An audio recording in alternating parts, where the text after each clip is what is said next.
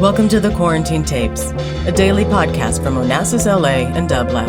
Hosted by Paul Holdengräber, this series chronicles shifting paradigms in the era of social distancing.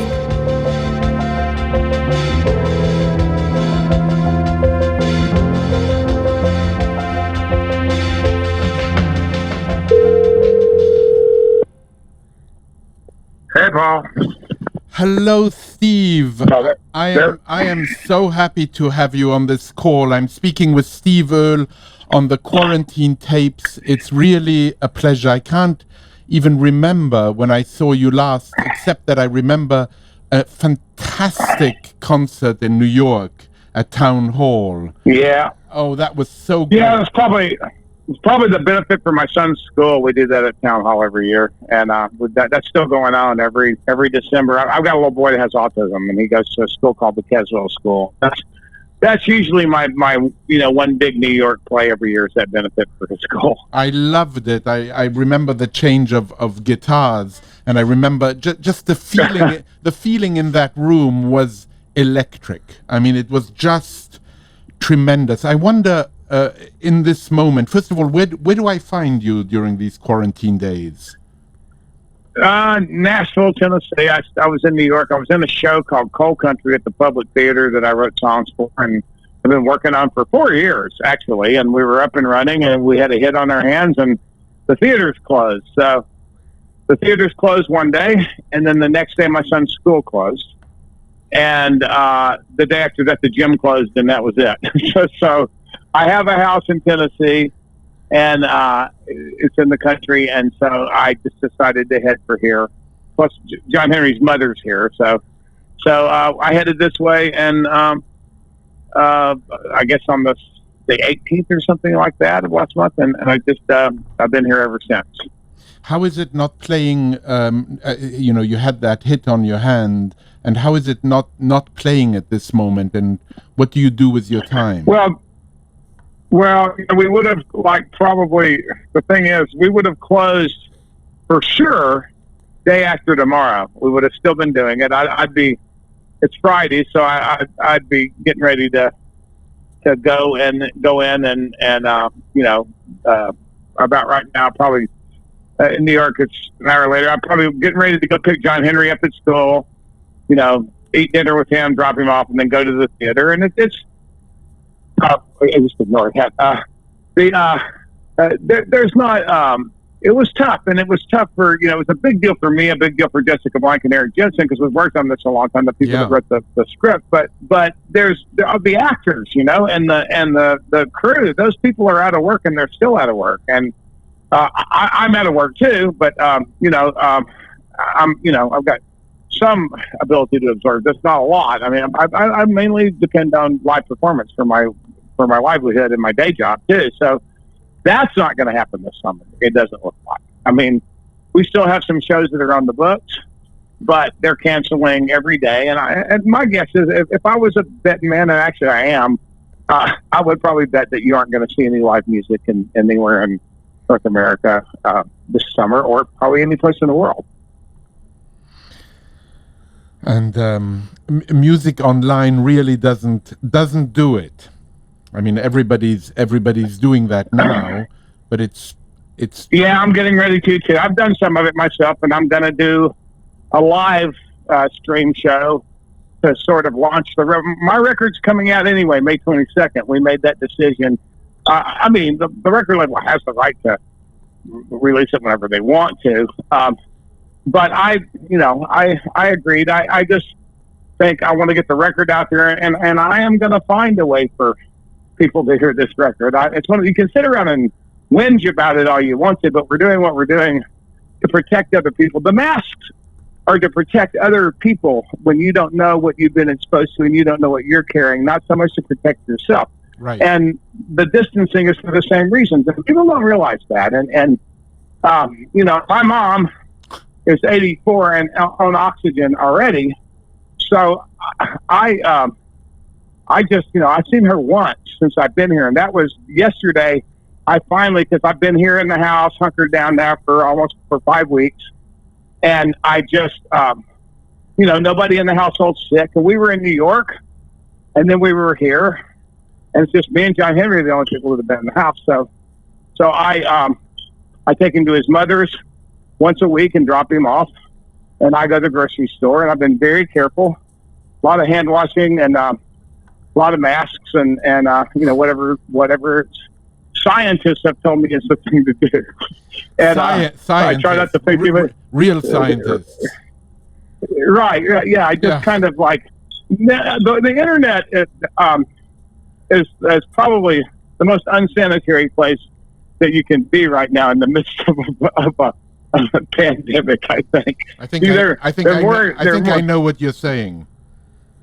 Yeah, well, it's just when people are terrified, and I heard Bill Maher the other night, and kind of going off a little bit on the media about creating too much panic. I think this is a very serious thing, and we need to pay attention. But there is other news. There is. It's time. It's not time to open the state Georgia up, which they did today. Tennessee's getting ready to open up, so I may make a decision. It's safer to go back to New York. We'll see. But it's because New York's going to stay closed for a while. But the way we talk about it and the information that's out there, it's a little scary. I know people that believe that if they walk outside, that it's out there floating in the air and it will get them if they go outside. And that's just downright unhealthy. You can go for a walk. You can go, especially if you live someplace where there's any space at all. It's harder in New York. I've got a friend that lives in Queens she's at the epicenter, and she has not left her apartment in 5 weeks. And friends have had to take her food because she won't go outside because she's terrified. And, the truth is, what this is a virus. It's not the flu because it's something that nobody has any immunity to. So it is different. But we will become immune to this, and there will be a vaccine. This is not the end of the world. We will get through it. And we'll get through it together whether we get along or not. So probably ought to try to get along in the process if we can. Georgia is very worrisome in so many ways, partly because it really makes you understand that we're not all equal. And the people of Georgia who now have the liberty, as it were, of going out, there may be real racial reasons for all of this, which are tremendously troubling, I must say. Well, there's a lot that's troubling about it. I mean, the fact of the matter is, just like anything else, people of means are not going to have any trouble getting into a hospital and getting treated. No one that has money's had any trouble getting a test. That's the truth. Frightening. You were saying that you might go back to New York, where you and I met. I mean, I will never ever forget that dinner we had together, Steve, where we spoke about Studs Terkel. Do you remember? Oh yeah, because Studs, it was, a friend of mine, Tony Fitzpatrick, who's the artist that does all my album covers, is how I met Studs, and it was an honor. It was a big deal. So I'd read everything he'd ever written, and I'd listened to his radio program, and then, Studs was one of the greatest interviewers that ever lived, and that's what he did. And Tony used to have these dinner parties, cookouts, basically, for me. Whenever I played in Chicago, he refused to understand that I didn't want to eat a steak bigger than my head before I went on stage every night. And he kept doing it, so I just go and pretend to be eating, and I really wasn't. And there'd be 150 people in the house. I'd be hoarse by the time I got on stage, but there was no way to convince him not to do it for years and years. And this one party, the theme was Steve Earle's in town, and Steve Earle meets Studs Terkel. That was the whole theme at the party. So I get there, and there's already at least 50 people in the house, out in the yard. Tony's out there cooking when I get there, and then he comes in, and Studs has already been ensconced in a chair in the living room. And, as everybody comes in, he introduces them, and most of them just kiss the ring and move on. I got sat in a chair right next to Studs, and I had no choice in that matter. Tony sat me down in the chair. Steve, this is Studs. This is, Studs, this is Steve. He goes, oh, I heard about you. And he starts talking, and I realized I'm being interviewed by Studs Terkel. That's because that's what he does. And I thought, well, what an honor. And I didn't think I was anywhere near important enough to be interviewed by Studs Terkel. And And we're going through the whole thing, and everybody that comes to the door has to stop and kiss the ring, just say hi to Studs, and then move on. Tony introduces them to everybody. So we get interrupted several times. And after one interruption, somebody says, he looks up at the person he's meeting, because he's, well into his 80s by that time, and sitting in the chair, and he goes, he'd look up at him and shake their hand and kind of pat their hand with the women's hands, and he'd say, "Nice to meet you. Good to see you." And then he'd turn back to me and say, "So, then you went to Yale." Studs was very hard of hearing by this time, and Tony goes, "Jail, Studs, jail." So, I mean, I will never forget. And I told that. Yeah, go ahead. Yeah, I told that story at Studs Memorial in New York City. I spoke at the New York Memorial, and I told that story there, and it kind of brought down the house. Well, it's so I never ever have I've dined out on it so many times. I love that story. You're telling him, he's telling you, so you went to Yale, and you say, "No, jail." He went to Yale. And I remember, I remember when Tim Robbins interviewed Studs Terkel at LACMA here in Los Angeles. It was just fantastic. I mean, Studs, it's incredible. And the only reason Studs retired from doing interviews was he had become hard of hearing, and he just knew that he knew that hey, if I can't hear, I can't interview people. If I can't hear accurately, so he pulled the plug himself. He said that when his wife died of, I think he was married for over 60 years. People tried to set him up with other women, and he said, it's all fine and dandy, but they just don't know the songs. Right, gotcha. That's pretty amazing. Yeah, right there. It is all. That's what it's about. It's all about the songs. And I totally get it. I know. Is there a person better to say that to than you? And I was reading this article in the Arizona Daily Star in 2014. You said a lot of material is stuff you overhear.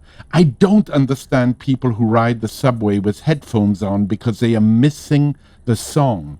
It's one of the reasons I live here. I needed the input. I needed some place that was like sticking my finger in a light socket, basically.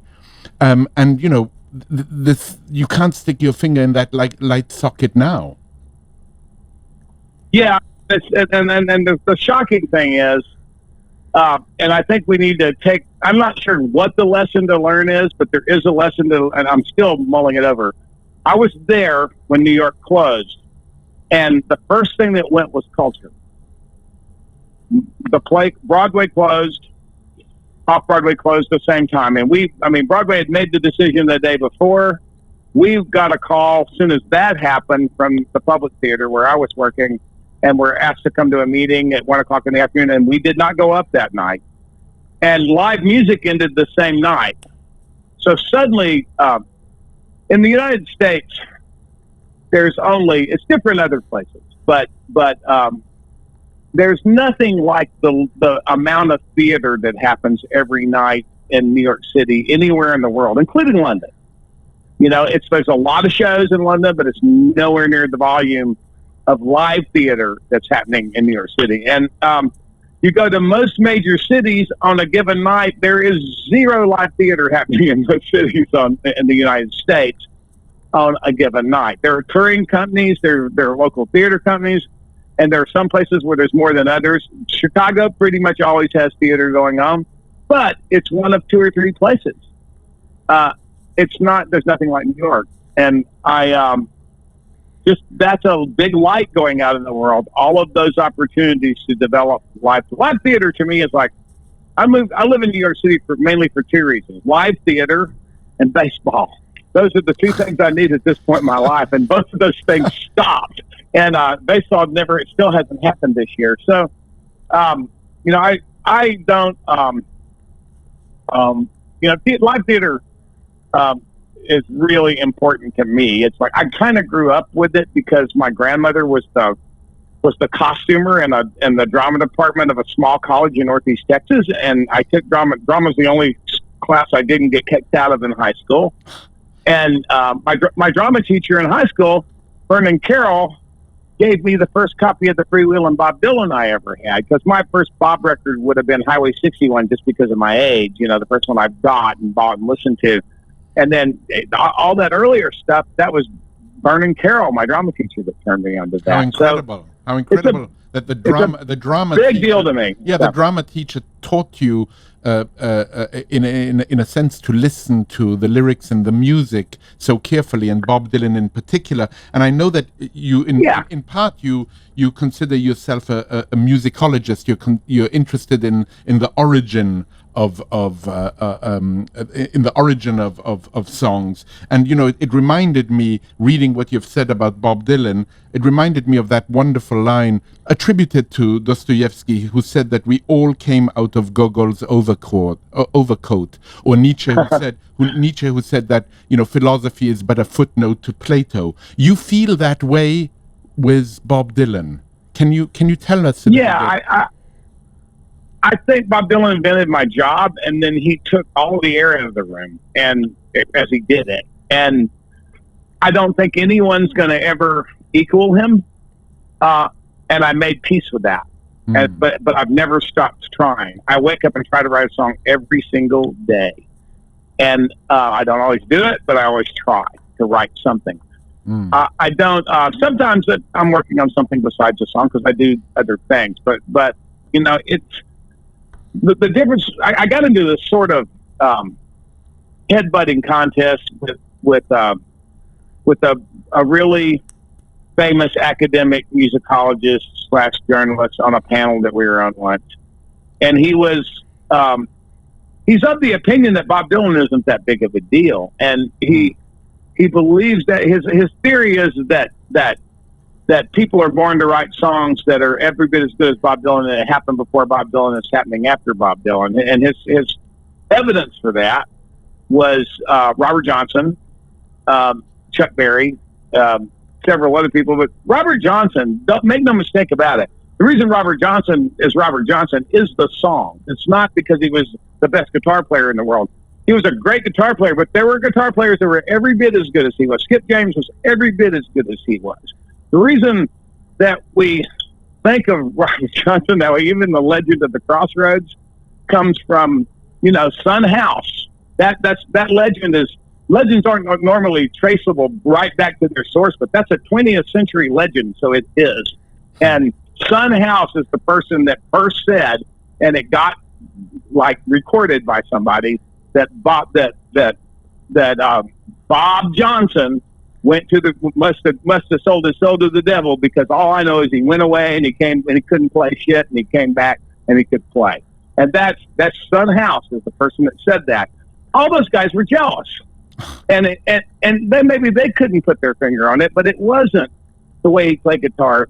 But Robert Johnson wrote every single song that the modern blues, the Chicago blues, is based on one Robert Johnson song or another. So he's a very big deal.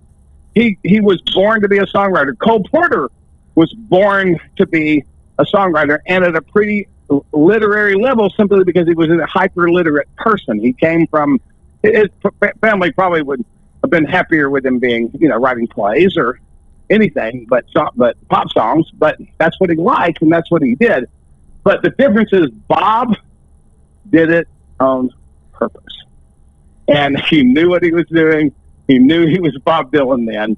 And the two most abused words in the English language are awesome and genius. And awesome almost doesn't mean anything anymore. Right. And I really try not to use it because of that. It's hard, but I try my, especially because girls say it a lot, and I like girls. But it's one of those things that I just have to, I don't. Awesome is it really irritates me. Genius. A genius is not a very smart person. There's no such thing as a genius IQ. That's a complete misnomer. A genius is a person that does something at a level that it becomes something that's never existed before. That it transcends the art form. That's literally what the word means. And very hard to emulate. and very hard to imitate or emulate. Yeah. Usually pretty badly. You know, with your interest in the assassination of JFK, I'm wondering how you were struck. Particularly, it came out now. Was Murder Most Foul? I spoke about it a little bit with Roseanne Cash, who I also had on the Quarantine Tapes. You know, for whom Dylan is, I think, equally to you. Just, I mean, yeah, she's Rose and I are pretty much exactly the same age, and it's and we've known each other as long as we've been doing this for a living. But it's no, it was a very big deal to me that there was this Bob Dylan song, and the idea of, you know, when I got a hold of Tempest, that was the first 10 years ago. That was the first Bob Dylan record that had just made me listen to it over and over again in a while. It always happens you can't ever count him out, and he'll do it eventually. But that one, for one thing, it was called Tempest for a reason. I think he intended not to write any more songs when he made that record. And a lot of people, that kind of went past them, but it's believed that, I'm an Oxfordian, but it's believed that whoever wrote the plays attributed to William Shakespeare, the last play it's been believed it was The Tempest for a long time.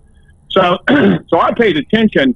And what I loved about that record was his fearless using big chunks of rock and blues songs. And he'd started a few records before with his version of Rollin' and Tumblin'. You know, of course he can take Rollin' and Tumblin' and write his own lyric and just call it Rollin' and Tumblin' by Bob Dylan, because he's fucking Bob Dylan. And it's one of those deals that he invented this job, and he can do whatever he wants to. And that's literally true. That sounds weird, and it sounds like I'm giving somebody more power and more credit than they're due. And it would be true if it was anybody but Bob. So, and also that's another thing. We call him Bob now. Remember, we used to say Dylan, and these reverent hushed tones, and we call him Bob now. You know why? Why? Because Bob decided to be Bob, and I really truly believe that at some point Bob just kind of became Bob, and we all got it and started calling him Bob. So I don't, I think that there's the JFK part of it, anything that keeps the idea alive, because when I was growing up, there was no one that believed that one person committed that crime. And I, having killed some deer with a high-powered rifle before I stopped killing things, nobody, I've sat in that window, nobody sat in that window and made that shot from up there. And, and no one I knew believed that Oswald acted alone. And it's become, I've even had a very dear friend of mine who's a journalist and a lefty, tell me, challenge me when I wrote Conspiracy Theory, when I wrote that song.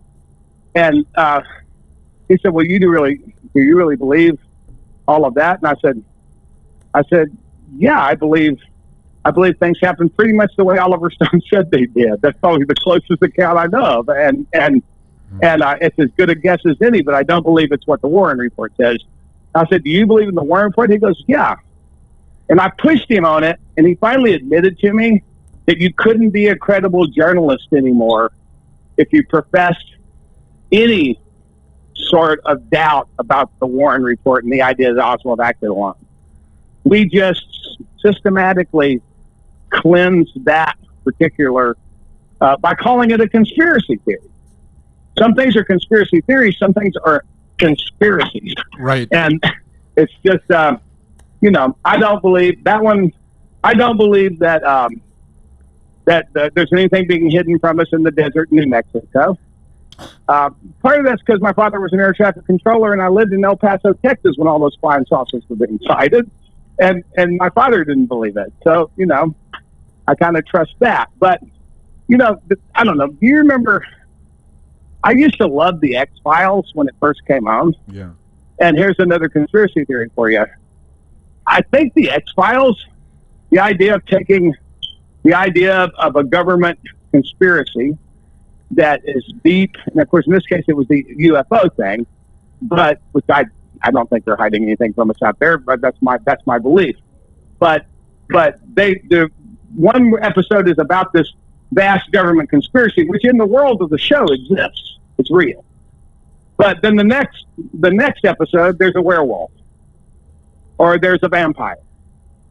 And I think they systematically put, that kind of culture systematically put the Kennedy assassination and anything else that the government might have, and the same people that thought that eventually the same people that believed that there was a conspiracy that led to JFK's death were the same people that believed that we're hiding alien spacecraft and the bodies of alien astronauts in the desert in New Mexico. So, it's just an idea of just eroding, that idea. I don't think it's an accident. I think there's, some thought and some effort went into wearing us down to the point where a few generations later, most people accept the Warren Commission at face value. I still don't. Stephen, in closing, you mentioned in passing very quickly Shakespeare and The Tempest, and recently you sang a Shakespeare sonnet 29. I did. And why that particular sonnet? I actually didn't have a. Go ahead. No. And I was going to say why that particular sonnet, and then in closing, I would love you to tell us what you're reading. Well, I can't.